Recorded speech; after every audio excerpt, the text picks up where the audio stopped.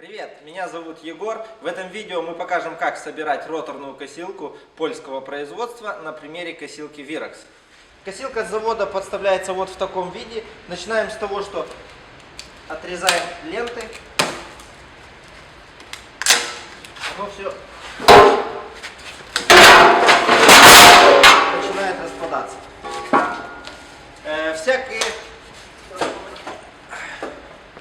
Все мелкие запчасти находятся в кожухе для ремней, в защитном кожухе для ремней.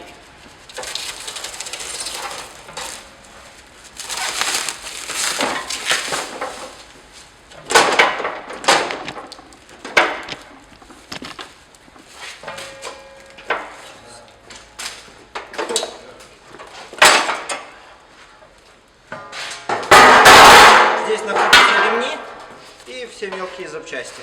В этом пакетике находятся все мелкие болтики и гаечки. Его сразу распаковываем. Подготовили мелкие запчасти, болты, шпильки, чтобы у нас они были под рукой. И начинаем собирать. Крепим так называемую ногу. Обрезаем скотч, который мешает выпасть втулки.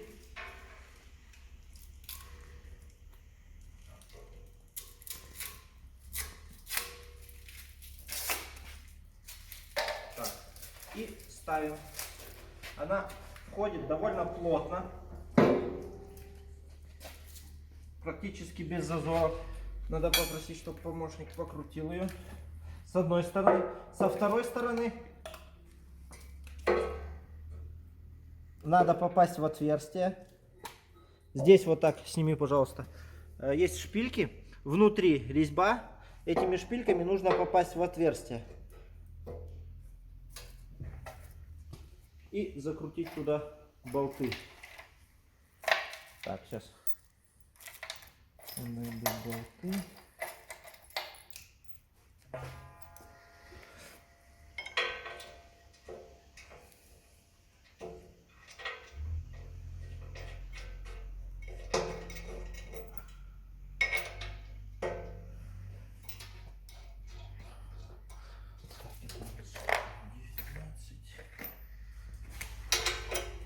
Вот эти шпильки входят в отверстие довольно плотно. Их надо туда как бы запрессовать болтами. Запрессовывать надо равномерно одним и вторым болтом, чтобы не было больших перекосов. Потому что отверстия очень плотно подогнаны.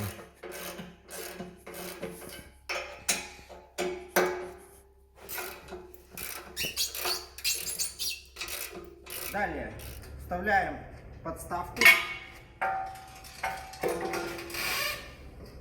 И фиксируем ее шплинтом, для того, чтобы удобно дальше было собирать косилку. Снимаем скотч.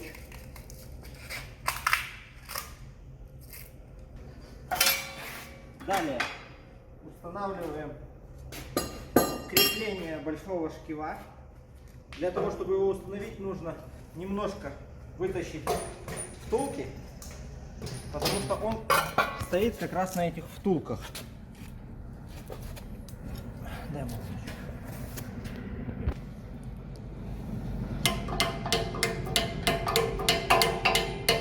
Немножко выбиваем втулки, вставляем крепление и забиваем втулки обратно.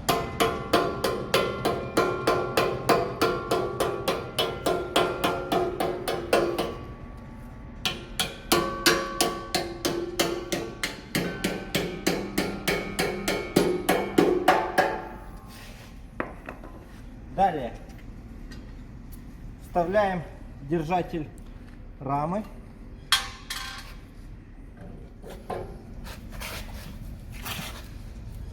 Важный момент. Тут все собирается довольно туго, но не поддавайтесь искушению намазать здесь смазкой. Потому что на смазку прилипает песок, разные другие абразивные частицы. И потом втулки очень быстро стираются. Итак, далее на вот этот держатель рамы нам нужно одеть саму раму.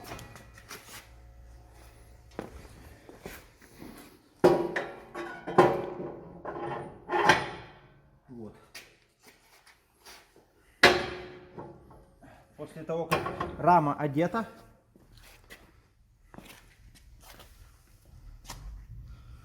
устанавливаем тяги.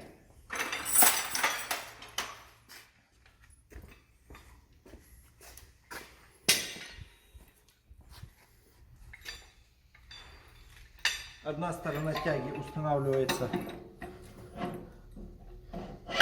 на держатель рамы, вторая сторона, и вот здесь две тяги, для них есть специальные шплинты.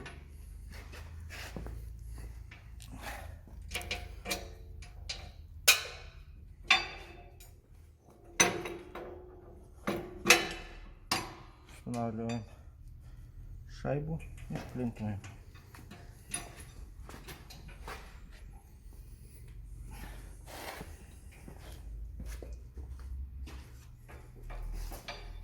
На саму косилку, на корпус косилки требуется установить вот такую тягу.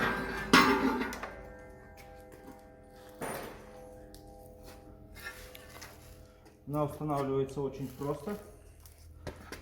С одной стороны уже есть вваренная гайка. Вкручивается туда болт. С другой стороны гайка не вварена, поэтому берем гайку из комплекта, заводим ее внутрь вместе с шайбой гроверной, вставляем болт и закручиваем. Сейчас я вставлю, пока или не ставишь.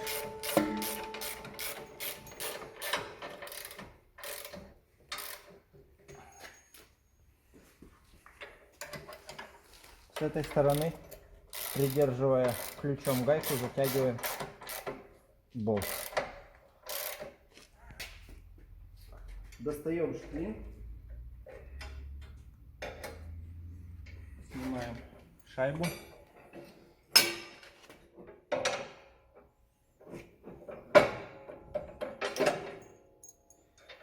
И шплинтуем на место.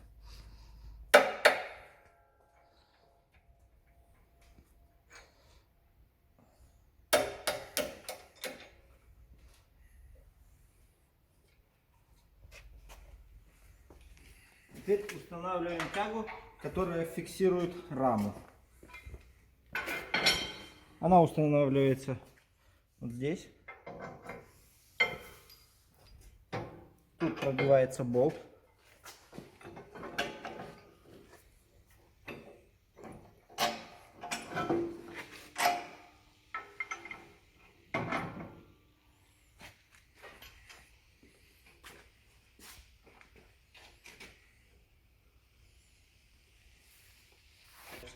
Закручивается гайка.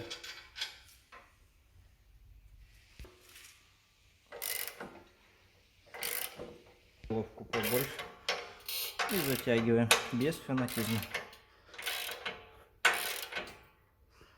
Обычная трещотка, без всяких удлинителей. Теперь, чтобы было удобно, нужно установить предохранитель, потому что когда уже будет установлен кожух, его будет неудобно устанавливать. Предохранитель устанавливается вот этой частью вперед, пружиной в сторону тарелок. Вынимаем шплин. Ну, там залить вверху, да?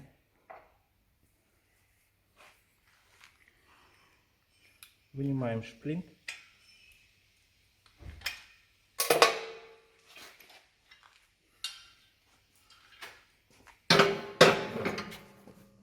Устанавливаем на место.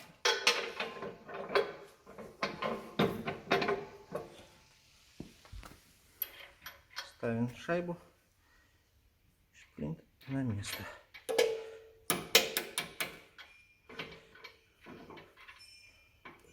После того, как установлен предохранитель, он же является тягой, ставится он вот на этот палец. Это в рабочем состоянии он будет вот так стоять. комплекте есть такой быстросъемный шплинт. В случае, если косилка налетает на камень, какое-то другое препятствие, вот здесь под углом конусная такая как бы посадка. И если косилка налетает на камень, он здесь отщелкивается. Тем самым давая возможность косилке уцелеть, не погнуть ее. Если отщелкиваться он будет слишком легко, нужно подтянуть вот здесь вот гайку. Тем самым усилить натяжку пружины. Следующий шаг — это установка тяги для транспортировочного положения. Она устанавливается вот на это ухо. Тягой фиксируется рама в транспортном положении. Получается, трактор у нас стоит там, косилка сзади. Чтобы перевести в рабочее положение, расшплинтовываем, тягу снимаем. Тяга фиксируется вот здесь. Она приварена так немножко с усилием, чтобы на ходу не выпало. И сюда ставим предохранитель. Все, тут все собрано. Дальше нам нужно собрать кожух ремней. Начинаем с внутренней части.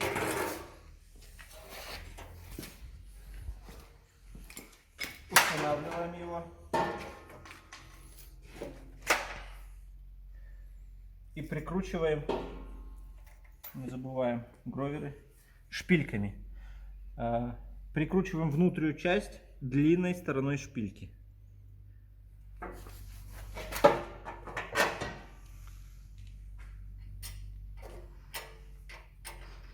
Тут нужно внимательно. Шпильку сразу затягивать сильно не нужно, потому что если затянешь сразу, у нее не будет свободного хода, и потом трудно будет внешнюю часть защиты прикрутить. Затягивается все в последнюю очередь, когда уже стоит внешняя часть защиты.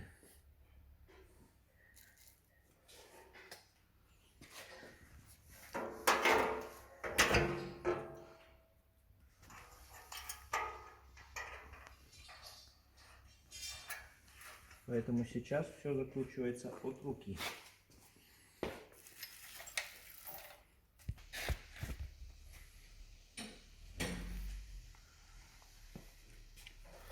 Снимаем пленку, которая обматывает шкив, чтобы он не ржавел.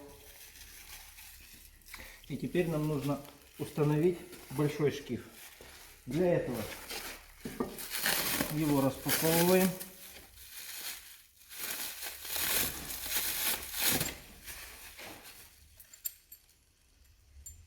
Так, надо тут эти. Так, наконец-то продолжаем. Вот этот надо открыть. Для того, чтобы установить большой шкив, снимаем с этой стороны подшипник. И шкив нам нужно запрессовать, забить вот сюда. Для того, чтобы он лучше зашел, берем масло, солидол, любую смазку. И тут немножко промазываем.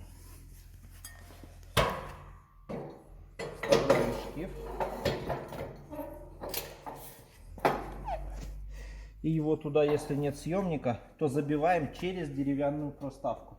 Напрямую молотком бить по валу нельзя, потому что расклепается. И в случае ремонта вы не сможете его выпрессовать. Поэтому только через деревянную проставку.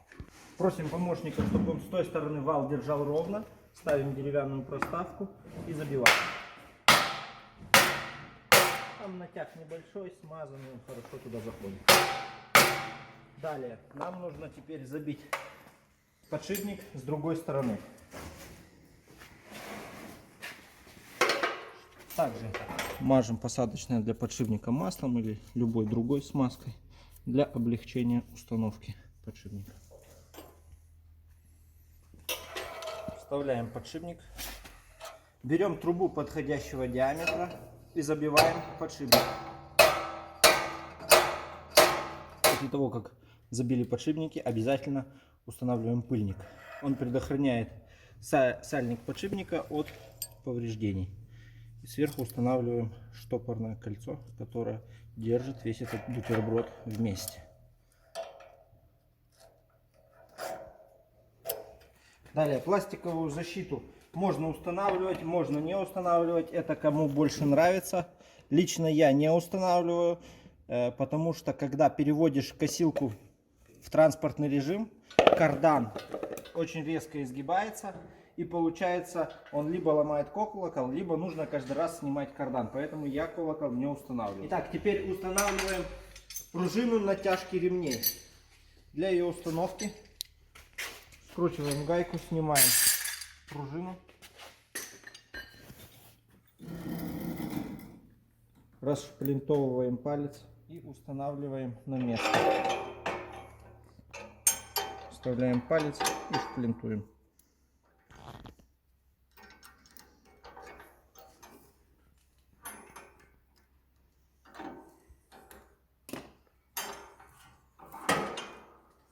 Перед установкой пружины шпильку нужно обязательно смазать. Лучше всего сделать это солидолом, литолом или другой какой-то консистентной смазкой. Смазывается шпилька для того, чтобы легче натягивались ремни и для того, чтобы со временем не заржавела резьба, чтобы облегчить регулировку. Наживляем гайку. Вот так достаточно, дальше не надо. Для того, чтобы легко одевались ремни. Так, установку ремней начинаем с того, что устанавливаем на крайний ручей на маленьком шкиву.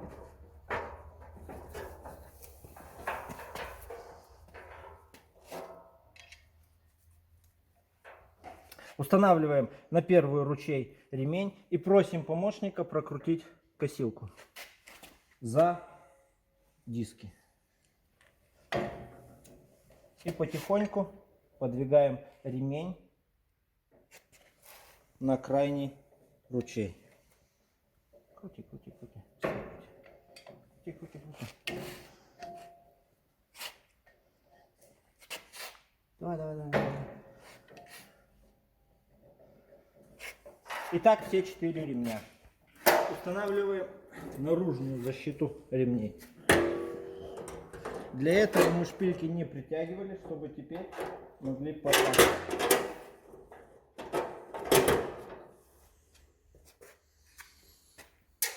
Устанавливаем шайбочки и закручиваем гаечки. Итак, только после того, как уже установили наружную защиту, нужно затягивать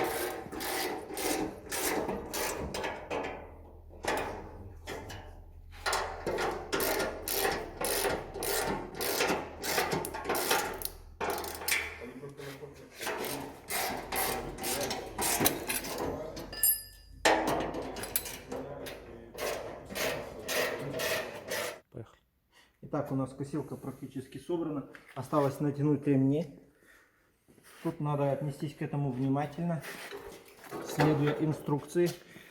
Памятка наклеена прямо тут рядом.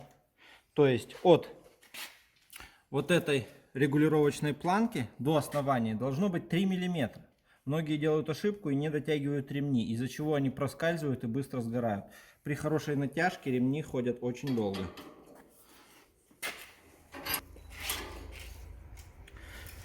Толщина ножа 3 мм. Это как основа для того, чтобы было вам удобно смотреть. При первом запуске ремни немножко расплавятся и пружина ослабнет. Это буквально 5 минут работы. Пружина ослабнет, ремни расправятся. Нужно будет ее опять подтянуть. Далее она будет тянуться очень медленно и хватит надолго. Осталось нам еще установить вот такие пальцы в раму. Бывают пальцы уже вваренные, это для тех тракторов, в которых стандартная навеска. А есть пальцы с переменным сечением. Здесь потоньше, тут потолще. Для китайских и японских тракторов маленьких.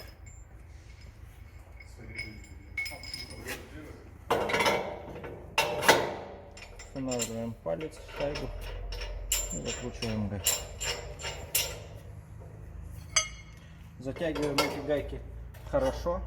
Рекомендую даже посадить их на герметик или закернить, чтобы от вибрации не откручивались. Еще покажу, как вставить ножи. Для этого в комплекте есть вот такой ключ. Ставятся ножи очень просто. Заводится ключ, нажимается на держатель ножа, вставляется нож. Когда нож стирается с одной стороны, примерно вот так вот угол, его просто можно перевернуть.